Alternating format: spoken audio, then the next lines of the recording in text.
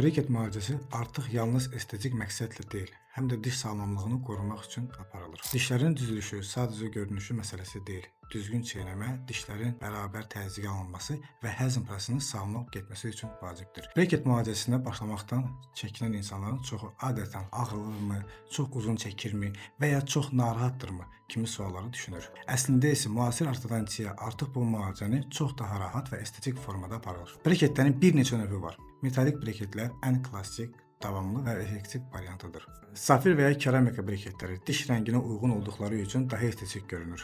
Şəffaf elaynerlər çıxarıla bilən, rahat və görünməz alternativlərdəndir. Bu müalicənin gedişi tam fərqlidir. Dişlərin vəziyyəti, sıxlıq dərəcəsi və hədəf nəticəyə görə müddət dəyişir. Adətən 12 ay ilə 24 ay arasında olur. İlk günlərdə dişlərdə bir qədər təzyiq və ya gərginlik hiss olunur.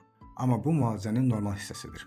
Dişlər tədricən yeni vəziyyətlərinə uyğunlaşır. Breketlərlə dişlərin təmizlənməsi biraz daha çətin olduğu üçün xüsusi fırçalardan istifadə olunur. Əgər gigiyena düzgün aparılmazsa, diş daşı və diş əti iltihabı yaranma riski artır. Ortodontik müalicə yalnız dişlərin düzülüşünə deyil, həm də üst simmetriyasının və tənəffüs balansını yaxşılaşdırır. Çünki bəzən dişlərin yanlış qapanması, tənəffüs problemləri və hətta baş ağrısına qədər təsir göstərə bilər. Breket müalicəsi bitdikdən sonra isə retainer mərhələsi başlayır. Bu dişlərin yeni vəziyyətini qorumaq üçün istifadə olunan şəffaf qoruyucudur. Retainer taxmaq nəticəni uzun müddətli saxlamağın əsas şərtidir. Breket müalicəsini yalnız gülümsəməni deyil, insanın özünə inamını da dəyişir. İndi bu prosedur nə ağrılı, nə də vizual olaraq narahatdır. Sadəcə düzgün həkim, düzgün planlama və bir az səbir tələb edir. Unutmayın, hər bir dişin düzəlməsi təkcə estetik deyil, ümumi sağlamlığın bir hissəsidir.